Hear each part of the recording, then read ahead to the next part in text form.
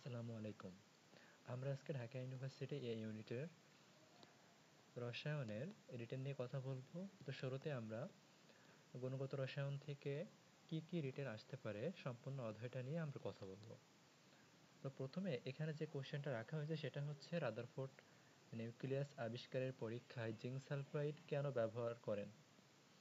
তো দেখো যে জিঙ্ক সালফাইড পর্দা বা রাদারফোর্ডের আলফা কণা পরীক্ষায় জিঙ্ক সালফাইড পর্দাটা ব্যবহার করা হয়। তেজস্ক্রিয় মৌল থেকে যে আলফা রশ্মি বিকিরিত হয়েছিল সে আলফা রশ্মির সোনার পাত ভেদ করে, এখানে একটা সোনার পাত ছিল, সেই সোনার পাত ভেদ করে এইখানে জিঙ্ক সালফাইড পর্দা ছিল। এই সোনার পাত ভেদ করে কিছু কিছু জিঙ্ক সালফাইড পর্দা এসে এখানে আলোকিত করছিল, কিছু কিছু এখান থেকে বেঁকে গেছিল, আবার কিছু বিপরীত দিকে ফিরে আসছিল। তো এই যে কিছু কিছু সোনার পাত ভেদ করার পরে রশ্মিগুলা যে যে জায়গাগুলোতে উজ্জ্বলতা সৃষ্টি করছে বা স্ফুলিঙ্গ সৃষ্টি করছে, এগুলা কি, এগুলা হচ্ছে আলফা কণার গতিপথ না, মানে আলফা কণাটা কোন দিকে গেছে এইটা বোঝার জন্য জিঙ্ক সালফাইড পর্দাটা এখানে ব্যবহার করা হয়। তো দেখো এখানে লেখা হয়েছে যে রাদারফোর্ড জিঙ্ক সালফাইড ব্যবহার করেন কণার আলফা কণার দিক পরিবর্তন বোঝার জন্য। যখন আলফা কণাটা এই জিঙ্ক সালফাইড পর্দায় আঘাত করবে তখন এখানে একটা উজ্জ্বল বিন্দু সৃষ্টি হবে। তাহলে আলফা কণার মূলত গতিপথ পরিবর্তনের দিকটা আমরা এই জিঙ্ক সালফাইড পর্দা থেকে জানতে পারি। এই ছোট ছোট কয়েকটা কথা আমাকে লিখতে হবে। এরপরে ডিউ 19-20 আসছিল যে বোর মডেল অনুসারে হাইড্রোজেন মৌলের বিকিরণ বর্ণালীর উৎপত্তি চিত্রের সাহায্যে দেখাও, এটা আসছিল। সাথে আরও ছিল এই হাইড্রোজেন বর্ণালীর 5টা সারির নাম লিখতে বলছিল, আর বোর মডেলের 2টা সীমাবদ্ধতা লিখতে বলছিল।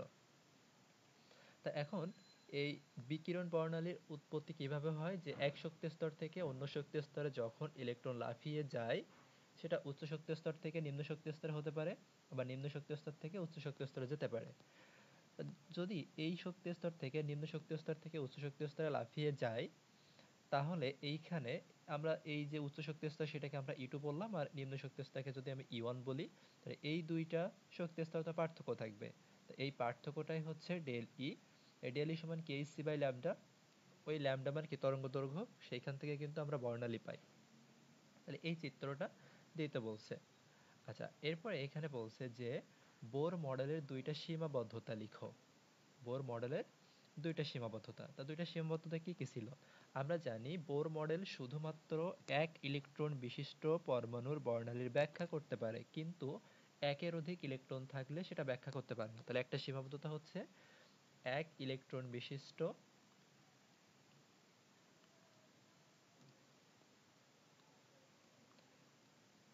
এক ইলেকট্রন বিশিষ্ট পরমাণুগুলার বর্ণালীর ব্যাখ্যা দিবে, এটা হচ্ছে একটা সীমাবদ্ধতা।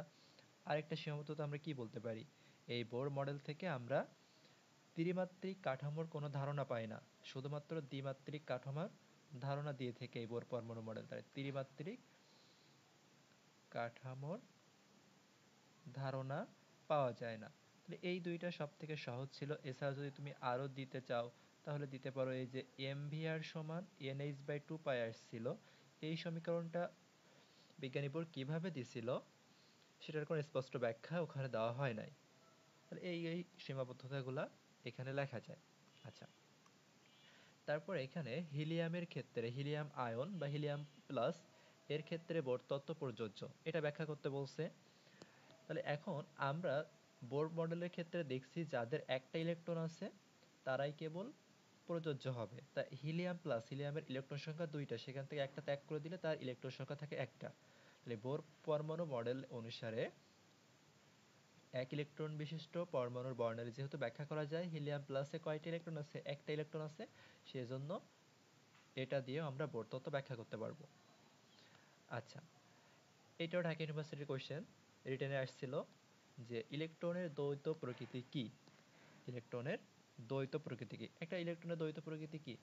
একটা হচ্ছে কণা ধর্ম আর একটা হচ্ছে তরঙ্গ ধর্ম, এটাই হচ্ছে ইলেকট্রনের দ্বৈত প্রকৃতি। ডি ব্রগলির সমীকরণ কি ছিল?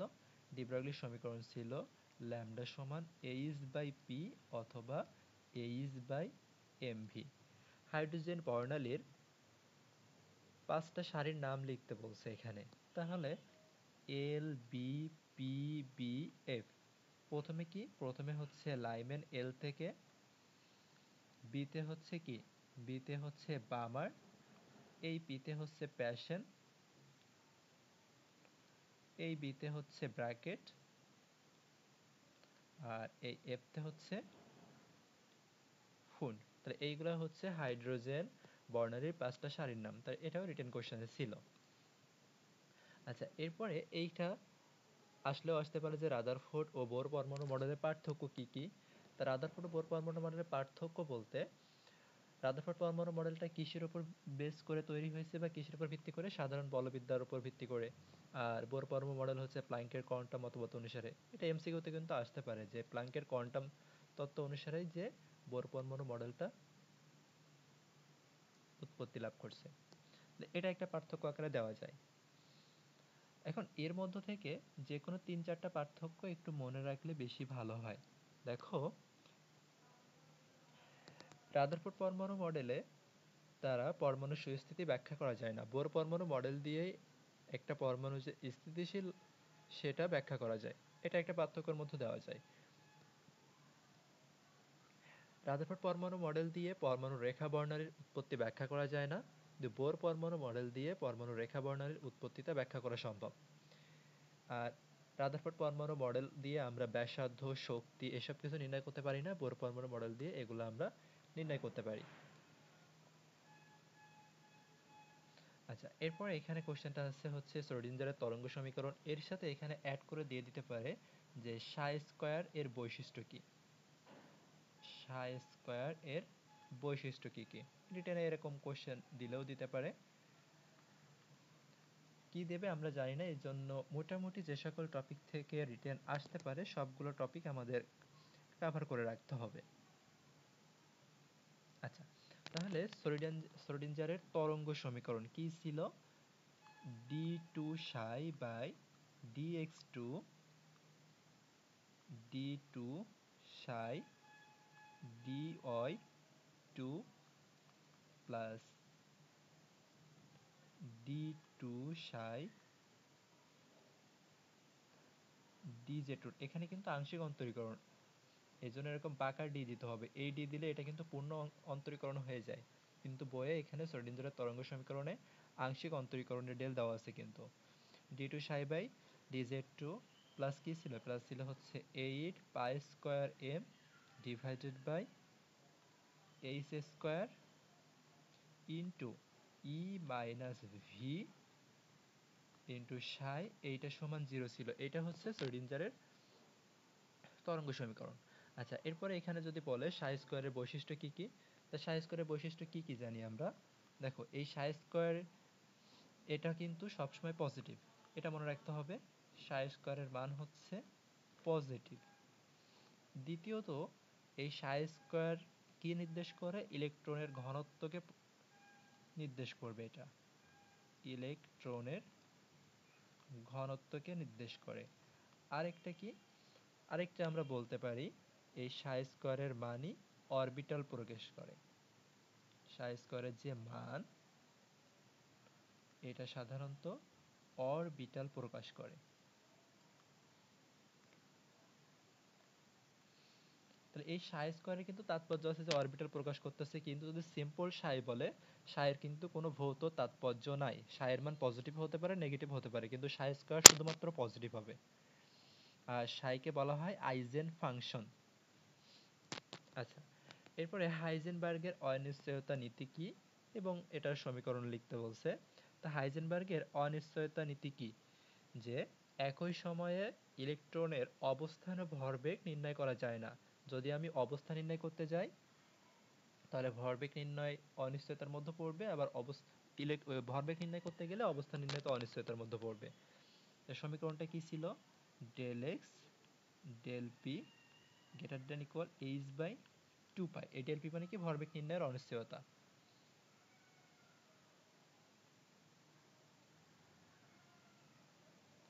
ভরবেগ নির্ণয়ের অনিশ্চয়তা এখানে।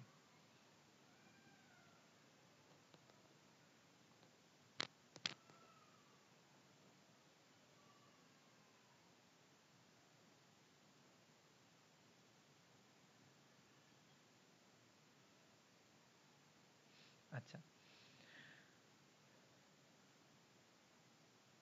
এখানে H/4 পাই, আর যদি এখান থেকে কিন্তু এভাবেও লেখা যায় H/2, কারণ H কাট মানেই কিন্তু H/2 পাই। তাহলে H/4 এর পরিবর্তে H/2 লেখা যায়। আচ্ছা, বোর এইখানে যে কোশ্চেনটা আছে যে বোর পরমাণু মডেলে একটা বোর ইলেকট্রন তৃতীয় শক্তি স্তর বা স্থির কক্ষপথে একটা পূর্ণ আবর্তন করতে কয়টা পূর্ণ তরঙ্গ সৃষ্টি করবে? তৃতীয় বোর কক্ষপথ মানে সেখানে 3টা পূর্ণ তরঙ্গ সৃষ্টি করে। এটা তো এমসিকিউ এর জন্য আমরা জানি, কিন্তু রিটেনের জন্য যেহেতু দিছে, এই সেম একটা কোশ্চেন এখানে এইভাবে আসতে পারে।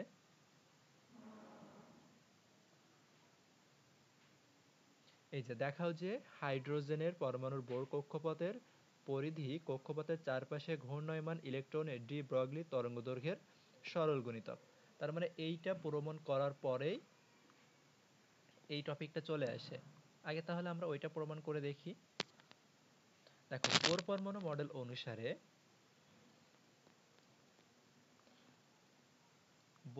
অনুসারে আমরা কৌণিক ভরবেগের সূত্র জানি, mvr সমান n/2 এই সূত্রটা জানি। তা এইখান থেকে আমি mv এর মানটা বের করে নিতে পারি। mv সমান কি আসে? mv সমান আছে n/2πr। আবার আমরা ডি ব্রগলি তরঙ্গ সমীকরণ থেকে কি জানি? ল্যামডা সমান h/mv। তো এই mv এর যে মান সেটা আমি এই জায়গায় বসাই দিব। h/mv এর পরিবর্তে কি বসবে? n/2πr, n/2πr। আচ্ছা, তাহলে এখান থেকে h দেখো কেটে যাচ্ছে। h যদি কেটে যায়, এটা উল্টাই গেলে কি হয়ে যাবে? ল্যামডা সমান 2πr/n। এখান থেকে কি আসে? ল্যামডা সমান চলে আসে 2πr/n। তাহলে এখান থেকে আমরা বলতে পারি n ল্যামডা সমান 2πr। এইটা কিন্তু ওই জায়গাটা প্রমাণ হয়ে গেছে যে পরিধিটা তরঙ্গ দৈর্ঘ্যের সরল গুণিতক, n এর মানটা যেটা সেটাই হবে। এবার এইখানে কোশ্চেনটাতে বলছে এনটা কি? এনটা হচ্ছে কক্ষপথ। তাই এখানে তৃতীয় কক্ষপথ বলছে মানে কি? তৃতীয় কক্ষপথ মানে n এর মান 3। এই 2πr মানে কি? পরিধি। তাহলে এই পরিধির সমান পথ অতিক্রম করা মানে কি? একটা পূর্ণ তরঙ্গ সৃষ্টি করা। তাহলে যেহেতু এখানে তৃতীয় কক্ষপথের কথা বলছে, n এর মান যদি তুমি 3 বসায় দাও, তাহলে এইটাই কিন্তু প্রমাণ হয়ে গেছে যে কয়টা পূর্ণ তরঙ্গ সৃষ্টি করতেছে? 3টা পূর্ণ তরঙ্গ সৃষ্টি করবে। 3 একবার পরিধির সমান পথ অতিক্রম মানে হচ্ছে একটা পূর্ণ তরঙ্গ। আচ্ছা, তারপর এটা সিম্পল একটা কোশ্চেন দেওয়া হয়েছে এখানে দেখো যে হাইড্রোজেন পরমাণুর ইলেকট্রন যদি n1 কক্ষপথ থেকে n2 কক্ষপথে নিয়ে যেতে কতটা শক্তির প্রয়োজন হবে? এখানে কত শক্তির প্রয়োজন হবে? আচ্ছা, আমরা যেটা জানি সেটা হচ্ছে en সমান -13.6 divided by n square electronvolt. এই জিনিসটা আমরা জানি। এই -13.6টা কি? -13.6টা হচ্ছে 1 নম্বর কক্ষপথের শক্তি। তা n1 মানে কি? 1 নম্বর কক্ষপথ, তাহলে 1 নম্বর কক্ষপথের শক্তি কিন্তু -13.6। তা এইখান থেকে আমরা E2 বের করে নিতে পারি, দ্বিতীয় কক্ষপথের শক্তি। -13.6 ডিভাইডেড বাই n মানে কি? 2, 2 এর স্কয়ার, 2 এর স্কয়ার মানে 4। তো 13.6 কে যদি 4 দিয়ে ভাগ করা হয় তাহলে কত আসবে? -3.4 ইলেকট্রোভোল্ট। এবার বলছে যে n1 থেকে n2 তে যাইতে কত শক্তির প্রয়োজন? তার মানে শক্তির পার্থক্য বলছে। প্রয়োজনীয় শক্তি ডেল ই সমান E2 মাইনাস E1। E2 এর মান দেওয়া আছে -3.4 মাইনাস মাইনাস কত? E1 হচ্ছে 13.6। তাহলে এখান থেকে কত আসতেছে? 10.2 ইলেকট্রোভোল্ট। তাহলে এতটুকু শক্তির প্রয়োজন হবে। আচ্ছা, hydrogen, helium plus, lithium 2 plus এই তিনটার প্রথম কক্ষপথগুলোর ব্যাসার্ধের অনুপাত কত হবে? প্রথম কক্ষপথগুলোর ব্যাসার্ধের অনুপাতটা কত হবে? তো দেখো, ব্যাসার্ধ আমরা এক সূত্র কি জানি? ব্যাসার্ধের সূত্র হচ্ছে Rn সমান 0.53 into N square divided by Z যদি আমরা অ্যাংস্ট্রম এককে বলি 0.53 এন স্কোয়ার বাই জেড। এখন হাইড্রোজেন বলছে, হিলিয়াম প্লাস বলছে এবং লিথিয়াম 2 প্লাস বলছে। এইখানে সবার জন্য প্রথম কক্ষপথ মানে এন এর মান সবার জন্য 1, এন এর মান সবার জন্য 1। এই জায়গা থেকে আমরা কি বলতে পারি দেখো তো, আর এন এর সাথে এই যে পারমাণবিক সংখ্যা, যেটা কি পারমাণবিক সংখ্যা, তার সম্পর্ক কি ব্যস্তানুপাতিক না? তাহলে এই যে তিনটা দেওয়া আছে এদের পারমাণবিক সংখ্যাগুলো হিসেব করলেই আমাদের হয়ে যাচ্ছে। তাহলে আর hydrogen R of helium plus is two R of lithium 2 plus, এটা সমান কি হবে 1/z, তাই না? তাহলে হাইড্রোজেনের পারমাণবিক সংখ্যা কত 1, তাহলে 1/1 ইজ টু হিলিয়ামের কত পারমাণবিক সংখ্যা 2, তার মানে 1/2। তারপরে আসবে লিথিয়াম, লিথিয়ামের পারমাণবিক সংখ্যা 1/3, তাহলে 1:1/2 1/3। তো এবার আমরা এইভাবে না রেখে আমি এখানে যদি 6 দিয়ে গুণ করি তাহলে কত আসে 6:3:2 চলে আসে। এখান থেকে আবার বলতে পারে এত বড়টা না দিয়ে বলতে পারে হাইড্রোজেন ও হিলিয়ামের প্রথম কক্ষপথের ব্যাসার্ধের অনুপাত কত, অথবা হিলিয়াম ও লিথিয়ামের প্রথম কক্ষপথের ব্যাসার্ধের অনুপাত কত, এই টাইপের কোশ্চেন এখান থেকে চলে আসতে পারে। আচ্ছা, হাইড্রোজেন পরমাণুর প্রথম কক্ষপথের ব্যাসার্ধ যদি x হয়, হাইড্রোজেন পরমাণুর প্রথম কক্ষপথের ব্যাসার্ধ যদি x হয়, হিলিয়াম আয়নের তৃতীয় কক্ষপথের ডি ব্রগলির তরঙ্গদৈর্ঘ্য কত হবে? ডি ব্রগলির তরঙ্গদৈর্ঘ্য কত হবে? আচ্ছা, তা n তম কক্ষপথের সূত্র একটু আগে আমরা দেখছি, আর n সমান 0.53 ছিল, 53 এর পরিবর্তে এবার বলে দিছে x হবে, তাহলে x into N square divided by Z, কোনো একক বলে নাই, সেটা আমার তো দেওয়ার প্রয়োজন নাই। আচ্ছা, এটা ছিল কি n তম কক্ষপথের ব্যাসার্ধ। এবার এই জায়গাটাতে বলছে হিলিয়ামের জন্য, তা হিলিয়ামের এখানে কোন কক্ষপথ? তৃতীয় কক্ষপথ, তাহলে হিলিয়ামের জন্য n এর মান 3, হিলিয়ামের জন্য এখানে n এর মান 3, তাহলে হিলিয়ামের ব্যাসার্ধটা আমরা বের করে নিই। হিলিয়ামের ব্যাসার্ধ কি আসবে x ইন্টু n এর জায়গায় কি বসবে, n এর জায়গায় 3 বসবে, আর হিলিয়ামের পারমাণবিক সংখ্যা কত, পারমাণবিক সংখ্যা 2, তার মানে এখান থেকে আমি পাচ্ছি 9x/2। আচ্ছা, এবার বলছে তাহলে হিলিয়ামের ব্যাসার্ধ আমরা পেয়ে গিয়েছি, ডি ব্রগলির তরঙ্গদৈর্ঘ্য বের করতে বলছে। এখন একটু আগে আমরা দেখো এইখানে প্রমাণ করছিলাম যে 2πr সমান n ল্যামডা, 2πr সমান n ল্যামডা। তাহলে এইখান থেকে ডি ব্রগলির তরঙ্গ দৈর্ঘ্য ল্যামডা হলে কক্ষপথের পরিধির সাথে তরঙ্গ দৈর্ঘ্যের সম্পর্ক কি ছিল? 2πr সমান n ল্যামডা ছিল, 2πr সমান n ল্যামডা ছিল। তা এই জায়গাটাতে আমরা আর এর যে মানটা পাইলাম হিলিয়ামের জন্য সেটা বসায় দিই, 9x/2, এই 2 তো কেটে যাবে, এটা সমান ছিল কি n ল্যামডা। তাহলে এখান থেকে আমরা তরঙ্গ দৈর্ঘ্য কি পাচ্ছি, ল্যামডা সমান, তৃতীয় কক্ষপথ বলছে তার মানে n এর মান 3 বসাইতে হবে, তাহলে ল্যামডা সমান কি আসবে 9x/3, 9πx/3, তার মানে এখান থেকে আসবে 3πx, 3πx আসছে। এই কোশ্চেনটা হুবহু বই থেকে নেওয়া, যে হাইড্রোজেন পরমাণুর ইলেকট্রনের বেগ আলোর বেগের যদি 1/275 অংশ হয় তাহলে সেটা কোন কক্ষপথে থাকবে, সেটা কোন কক্ষপথে থাকবে। আচ্ছা, তাহলে ইলেকট্রনের বেগটা কি বলছে, আলোর বেগের 275 অংশ, তার মানে বলতে পারি আমরা c/275, c/275, c হচ্ছে আলোর বেগ, তাহলে c এর মান কত 3 × 10⁸ ডিভাইডেড বাই 275। তাহলে এখন 3/275টাকে আমি এখানে 300 করতে পারি, 300 × 10⁶, একই কথা, ডিভাইডেড বাই 275। তাহলে 300-কে 300 দিয়ে ভাগ করলে 1 আসতো, তার মানে এটা 1 থেকে একটু বেশিই হবে।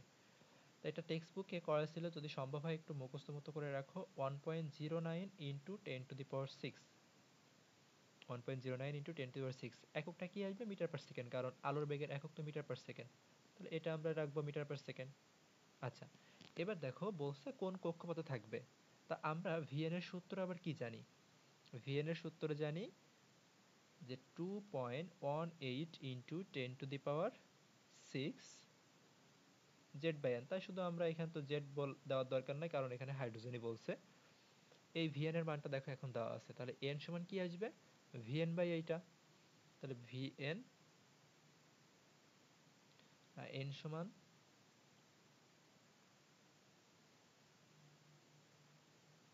সমান এইটা বাই vn আসবে, তার মানে 2.18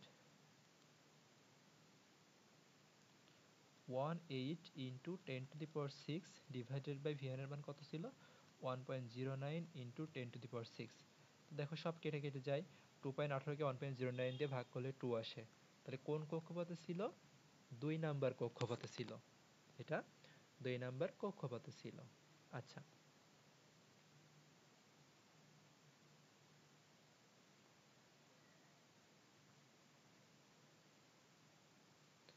একটা ইলেকট্রনের, আচ্ছা এইখান থেকে যদি আরেকটা কোশ্চেন ছিল, ইলেকট্রন যদি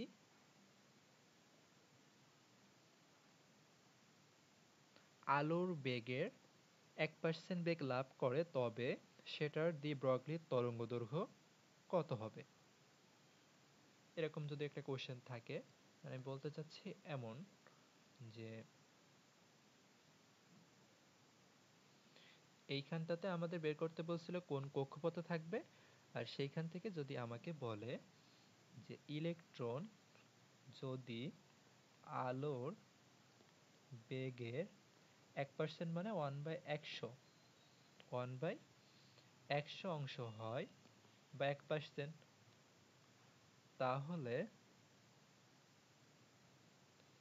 সেটির ডি ব্রগলির তরঙ্গদৈর্ঘ্য কত হবে, সেটির ডি ব্রগলির তরঙ্গদৈর্ঘ্য কত হবে, এই টাইপের কোশ্চেন দিতে পারে।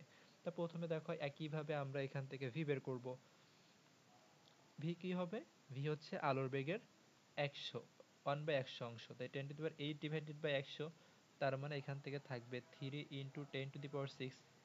এখান থেকে ল্যামডা বের করতে বলছে, তো ল্যামডা সমান H by M V, H এর মান কত, 6.626 ইন্টু 10⁻⁻34 ডিভাইডেড বাই ইলেকট্রনের ভর কত, 9.1 ইন্টু 10⁻⁻31, আর এখান থেকে ভি পাইলাম 3 ইন্টু 10⁶, 3 ইন্টু 10⁶।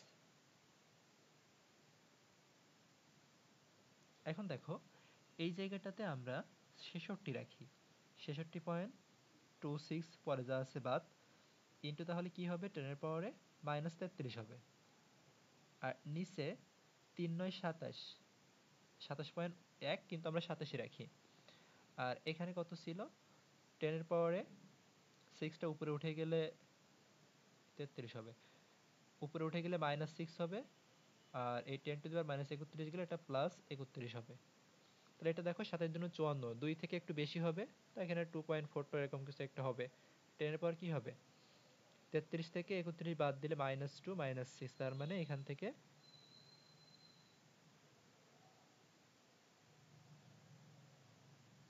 কত আসে,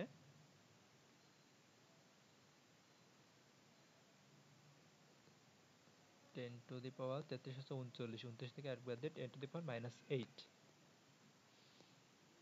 2.27 দুগুণ 54, 2.4 ইন্টু 10⁻⁻8, ক্যালকুলেশনটা এভাবে এখান থেকে ঠিক করে নিতে হবে। এখানে ছিল মিটার পার সেকেন্ড, আর এইখানে কিন্তু ইলেকট্রনের ভরটা আমরা নিছি কেজিতে, আর এখানে জুলের মধ্যে কি ছিল, জুলের মধ্যে 1 জুল মানে KG metre per second square ছিল এখানে, তাহলে এককগুলো কিন্তু এইখান থেকে ঠিকই আছে। আচ্ছা, কারণ প্ল্যাঙ্কের ধ্রুবকের একক আমরা জুল সেকেন্ডে নিয়েছি। তাহলে এইভাবে এরকম ছোটখাটো ম্যাথ দিলেও দিতে পারে। আচ্ছা, এখানে যেটা আমরা বলতেছিলাম, একটা ইলেকট্রনের দ্বি ব্রগলি তরঙ্গদৈর্ঘ্য কখন একটা প্রোটনের ডি ব্রগলি তরঙ্গদৈর্ঘ্যের সমান হবে, প্রোটনের ডি ব্রগলি তরঙ্গদৈর্ঘ্যের সমান হবে। তা আমার এখানে বলতেছে ল্যামডা ইলেকট্রনের তরঙ্গদৈর্ঘ্য এবং প্রোটনের তরঙ্গদৈর্ঘ্যটা সেম হতে হবে। তাহলে এইচ বাই এমইভিই, এটা সমান আমরা কি বলবো, H by MP VP, H H তো উভয় পাশ থেকে উঠে যায়, তো এখান থেকে আমাদের কখন তরঙ্গদৈর্ঘ্য দুইটার সমান হবে সেটা বলছে। তাহলে এইখান থেকে দেখো শুধুমাত্র আমি ভিই মানে প্রোটন এবং ইলেকট্রনের বেগের অনুপাতটাই করতে পারি, তাহলে কি আসবে, এমপি বাই এমই আসবে। এমপি এর মান কত, প্রোটনের ভর হচ্ছে 1.67 ইন্টু 10⁻⁻²৪ আর এখান থেকে 9.1 ইন্টু 10⁻⁻28, এগুলো সব কেজিতে। তো এটাকে যদি 18 হতো তাহলে 2 হতো, তো 2 থেকে একটু কম আসবে, তার মানে 1.8। এই মানটা একটু ক্যালকুলেটরে করে রাখতে হবে, ক্যালকুলেটর করলে হুবহু মান আসে 1836-এর কাছাকাছি। তার মানে ভি সমান এখান থেকে আসে 1836 ভিপি। একটা ইলেকট্রনের যে প্রয়োগের তরঙ্গদৈর্ঘ্য, এক কোশ্চেন এখানে দুইবার হয়ে গেছে, ইলেকট্রনের দ্বিপরীয় তরঙ্গদৈর্ঘ্য কখন সমান হবে। আচ্ছা, তাহলে এই জায়গাটাতে আমরা নতুন একটা ম্যাথ অ্যাড করতে পারি। ধরো আমরা এখানে বললাম 0.1 গ্রাম 0.1 গ্রাম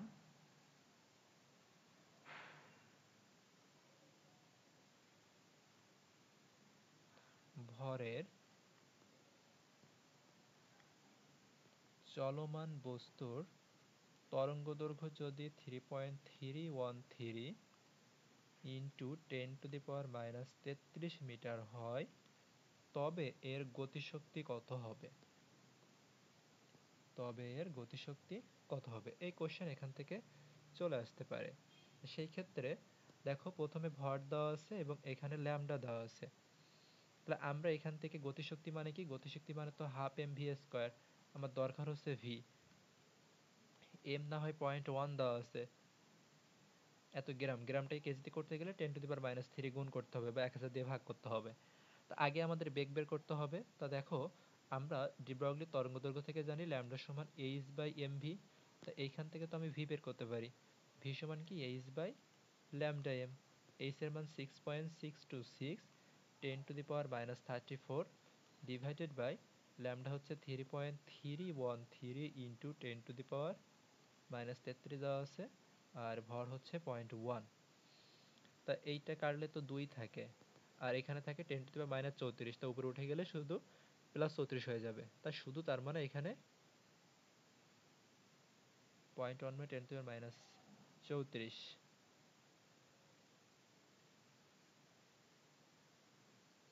এখানে তো এটাকে কেজিতে করতে হবে, আর কেজিতে করলে এখানে থাকে 36, 33 আর 3 36, 36 37, তার মানে উপরে উঠে গেলে থাকবে এখানে 2000, তাহলে এখানে বেগ হবে 2000-এর স্কয়ার, তাহলে 1/2.1 ইন্টু 10⁻³ মানে 10⁻⁻4 আসতেছে, তাহলে এখান থেকে 2 2 দুগুণে 4 আসতেছে, তাহলে 4 ইন্টু এখানে কত হয় 4 ইন্টু 10⁻6, তাহলে এই 2 2 কাটবে, 2 -4 + 6, তার মানে থাকে হচ্ছে 200, তাহলে 200 জুল গতিশক্তি এখানে আসতেছে 200 জুল। এটা তো আমরা কমপ্লিট করছি।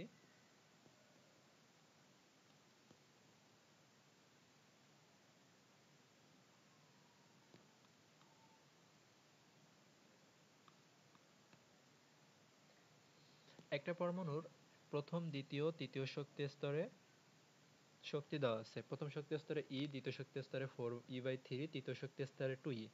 এই তরঙ্গদৈর্ঘ্যের ফোটন নির্গত হয়ে 3 নম্বর কক্ষপথ থেকে যদি 1 নম্বর কক্ষপথে আসে, 3 নম্বর থেকে যদি 1 নম্বরে আসে, এখন দ্বিতীয় কক্ষপথ থেকে যদি প্রথম কক্ষপথে আসে, তখন তরঙ্গদৈর্ঘ্য কত হবে। আচ্ছা, প্রথমে কি, প্রথমে আসতেছে হচ্ছে 3 নাম্বার কক্ষপথ থেকে কততে, 3 নাম্বার থেকে 1 নাম্বারে, যখন 3 নাম্বার থেকে 1 নাম্বারে আসতেছে তখন শক্তির পার্থক্য কি হবে, E3 - E1, তার E3 হচ্ছে 2e আর এটা হচ্ছে e, তার মানে 2e - e, তার মানে শক্তির পার্থক্য হচ্ছে e, e সমান আমরা কি জানি, e সমান হচ্ছে hc/λ জানি। এরপরে বের করতে বলছে 2 নাম্বার থেকে যখন 1 নাম্বারে আসবে তখন তরঙ্গদৈর্ঘ্য কি হবে, যখন 2 থেকে 1-এ আসবে তখন শক্তির পার্থক্য কি হবে, 2 থেকে 1 বাদ দাও, 4e/3 - e, তাহলে এখানে কত আসবে, 3 লসাগু করলে 4e - 3, তার মানে e/3 আসবে এখানে। 3 নাম্বার কক্ষপথের শক্তি আমরা পাইলাম কি E/, 2 থেকে 1 এ যখন আসবে তখন শক্তির পার্থক্য পাইলাম এটা। আচ্ছা, 2 নাম্বার থেকে 3 নাম্বারে এই শক্তি যেটা উপরে আমরা ল্যামডা নিয়েছি, তাহলে এখানে আমরা ল্যামডা ডট বলি। এখানে যদি আমরা ল্যামডা ডট বলি, তাহলে E/3 মানে কি hc/ল্যামডা ডট, hc/ল্যামডা ডট। তাহলে এখান থেকে তো আমার এই ল্যামডা ডটটা বের করতে হবে। তো ল্যামডা ডট সমান কি আসে, এই দুইটা যদি আমরা সমান করি ল্যামডা ডট সমান কি আসে, ল্যামডা ডট সমান আসবে 3hc/e, ল্যামডা ডট সমান আসবে 3hc/e। এই ই এর মান দেখো উপরে hc/ল্যামডা ছিল, তাহলে এটাকে আমরা কি করব 3hc/e, ই এর জায়গায় কি hc/ল্যামডা, তাহলে উল্টায় গেলে কি হয় ল্যামডা/hc, তো এই hc কেটে যায়, তার মানে থাকে হচ্ছে 3 ল্যামডা। তাহলে যখন 2 নাম্বার থেকে 1 নাম্বার কক্ষপথে আসবে ফোটনের তরঙ্গদৈর্ঘ্য কি হবে, আগের তরঙ্গদৈর্ঘ্যের 3 গুণ হয়ে যাবে।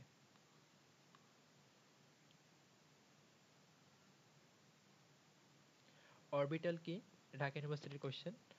অরবিটাল কি এবং 5টা ডি অরবিটালের নাম লিখতে বলছে এবং তাদের চিত্র রাখতে বলছে। তা অরবিটাল কি ছিল, নিউক্লিয়াসের চারিদিকে যে এলাকায় ইলেকট্রনের ঘনত্ব বা ইলেকট্রন বেগের অবস্থানের সম্ভাবনা থাকে 90 থেকে 95%, সেটাকে অরবিটাল বলা হয়।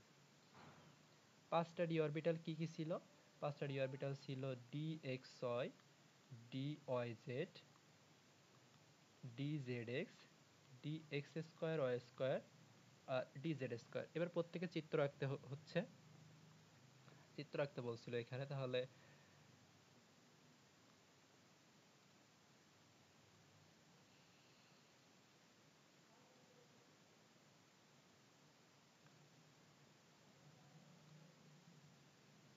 প্রথম 3টা চিত্র একই, শুধু আমরা এই 3টা থেকে যে কোনো একটা আঁকবো। একই বলতে DXY, ডি অরবিটালের আকৃতি কেমন, ডি অরবিটালের আকৃতি ডাম্বেল, ডি অরবিটালের আকৃতি হচ্ছে ডাম্বেল।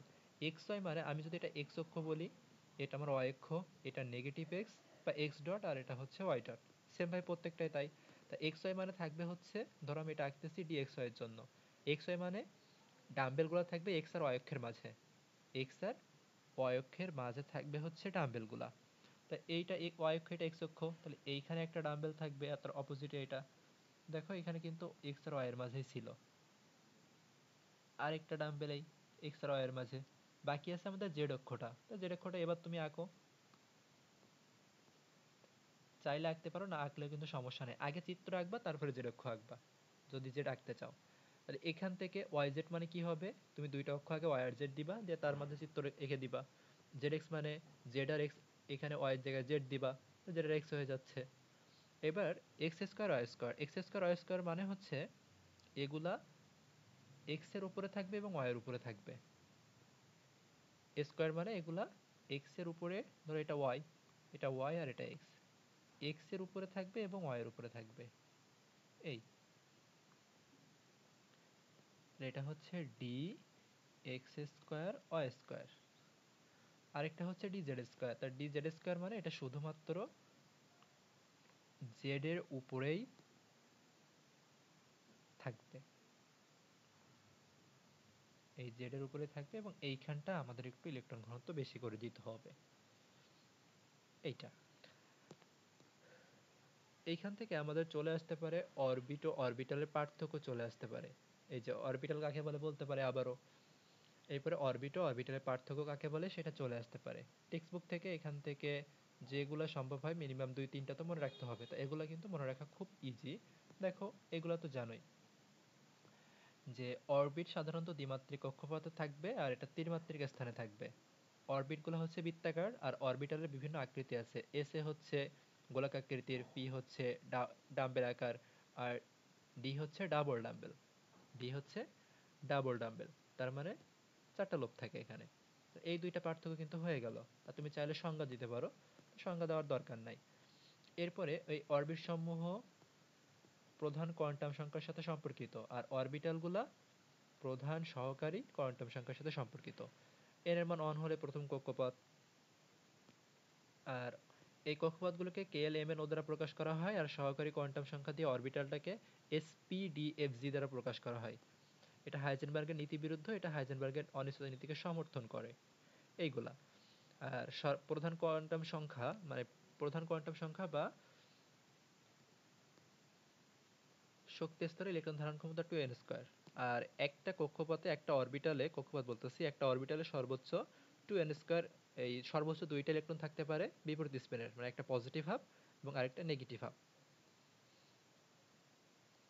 আচ্ছা, এখানে বলছে প্রধান কোয়ান্টাম সংখ্যা যদি n সমান 3 হয়, অন্য কোয়ান্টাম সংখ্যাগুলা কি অন্য কোয়ান্টাম সংখ্যাগুলা কি হবে এবং ইলেকট্রন ধারণ ক্ষমতায় কি হবে।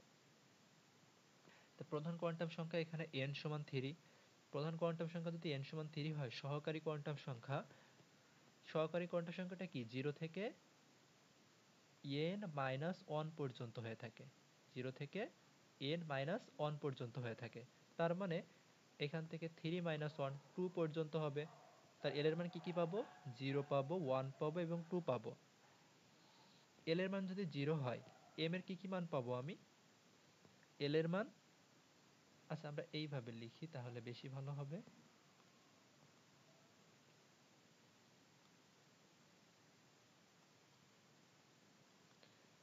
এল এর মানের পরে আমরা এখান থেকে এন এর মান লিখবো। এল এর মান 0 মানে এম এর মানও 0। এল এর মান 1, এম এর মান কি ছিল 0 সহ প্লাস মাইনাস এল, তার মানে -1 0 +1 থাকবে, আর এখানে থাকবে কি -2 -1 0 +1 +2। এইগুলো হচ্ছে বাকি কোয়ান্টাম সংখ্যাগুলা, অন্যান্য কোয়ান্টাম সংখ্যাগুলা। স্পিন কোয়ান্টাম সংখ্যা প্রত্যেকের জন্য কি plus minus half, plus minus half. এটা হচ্ছে স্পিন কোয়ান্টাম সংখ্যা। ম্যাগনেটিক কোয়ান্টাম সংখ্যা এটা সহকারী কোয়ান্টাম সংখ্যা, প্রধান কোয়ান্টাম সংখ্যা। এবার এখানে যে প্রধান কোয়ান্টাম সংখ্যা n সমান 3 হলে ইলেকট্রন ধারণ ক্ষমতা কি, তুমি ইলেকট্রন ধারণ ক্ষমতা এই প্রত্যেকটার জন্য আলাদা আলাদা করে বের করতে পারো, বের করে দেখাতে পারো। যেহেতু এখানে উল্লেখ করে দেয় নাই যে কোয়ান্টাম সংখ্যার সেটের মাধ্যমে বা সহকারী কোয়ান্টাম সংখ্যার মাধ্যমে ইলেকট্রন সংখ্যার ধারণ ক্ষমতা বের করো, বা শুধু বলছি ইলেকট্রন ধারণ ক্ষমতা কত, তাই তুমি ডিরেক্টলি 2n² সূত্রে অ্যাপ্লাই করবা। 2 × 3 তার মানে 18টা। প্রধান কোয়ান্টাম সংখ্যা 3 হলে এখান থেকে 18টা ইলেকট্রন ধারণ করতে পারে।